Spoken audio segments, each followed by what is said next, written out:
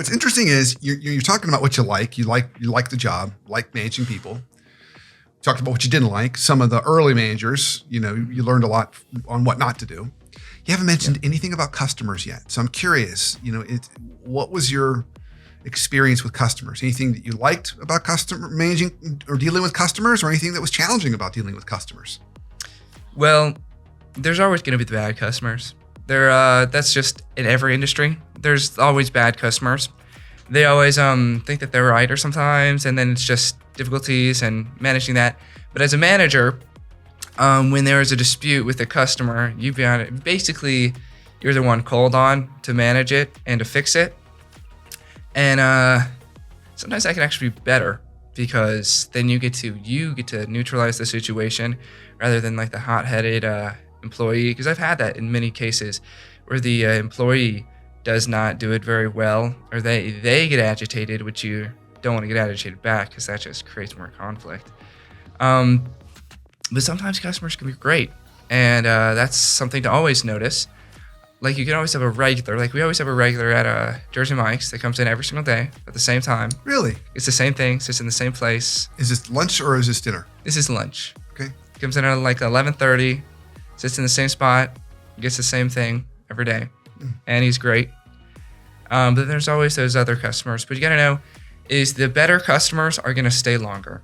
They're gonna stay longer, and they're gonna come back more frequently. Huh. That's great. Have you noticed any changes with customers over the pandemic? I mean, have you seen customers get nicer or meaner, or has it really been about the same? I would say that as people got a little less freaked out by like COVID and everything like that, they got a little bit better. Okay. Because they started making real personal connections, and they weren't scared to talk to you. And it was also easier to hear what they were ordering when they weren't wearing a mask, which was nice. But there was more personal connection, which is very good for both parties involved. Okay.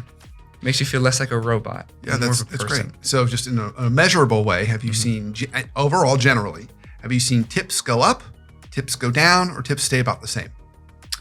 I'd say they've gone up a little bit, but they stay about the same. Stay about the same rate, I'd say. Okay. Yeah. All right. Okay. So I want to talk a little bit about when people who are listening to this right now, and they may have a teenager at home, or maybe a teenager that's listening to this right now, and they're thinking about getting a first job. What advice would you have for them? Would you recommend it? What kind of advice might you have about getting a job? And then we'll talk about kinds of jobs you might recommend. First of all, get a job. It's a great idea. If you can fit it in, do it. I definitely recommend that. Even if it's for like a few months and you have to start a sport again, it's a great idea to get a job, as long as you can manage it. And it definitely helps with time management, because now you have to fit something into your schedule and manage school and maybe a sport, and it helps with time management if you can manage it. Getting the job is actually easier than you think it would be, but the biggest advice I would give is don't always follow the money, because sometimes if a job is hiring at more money, it can be definitely influential based on why are they hiring at such high money. It can be the management is really terrible, they have a very short staff, or the job sucks. And those are the three biggest reasons that I've seen. And my friends started working for this restaurant across the street, and it was paying more. It was paying $15 an hour, but the management wasn't as great, and that's why you shouldn't follow the money. So just knowing, don't always follow the money. I think it's a great piece of advice. So are there any other kinds of jobs you might recommend as good learning experiences? Is it, quick service restaurants? Is it working at a grocery store? What are other places you think might be good experiences for your first job? Really, any first job is great, as long as you don't just follow just the money. If you look into the job, that's the biggest key. There are places that I wouldn't work, like a Target wouldn't be a great start, because that's following the money, because they're hiring at like $15 an hour. So just doing a job just to follow the money wouldn't be great, because you'll get into the job, then you'll leave the job really quickly.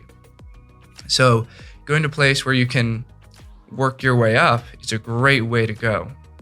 Yeah, you might be able to work your way up at a Yeah. target, possibly, Yeah. right? But just knowing the commitments. I've also heard some places, and Target's not alone in this. Retailers are going to have Yeah. one of the trade-offs of that money is you're going to be expected to work on perhaps holidays Yeah. or other days or times of the week that may be more challenging for your schedule. So just knowing, again, goes back to your point, knowing what can you fit in, what can you commit to. Yes, exactly. Yeah. Yeah. Okay, so we've got some great ideas around don't follow the money. Make sure you kind of fit it into your schedule. Any first job is good. Would you recommend a customer facing job? Do you think that's good to learn, like interacting with customers every day? I think it would. Even if you're introverted, I'd still think interacting with customers would be great, especially if you're introverted, actually.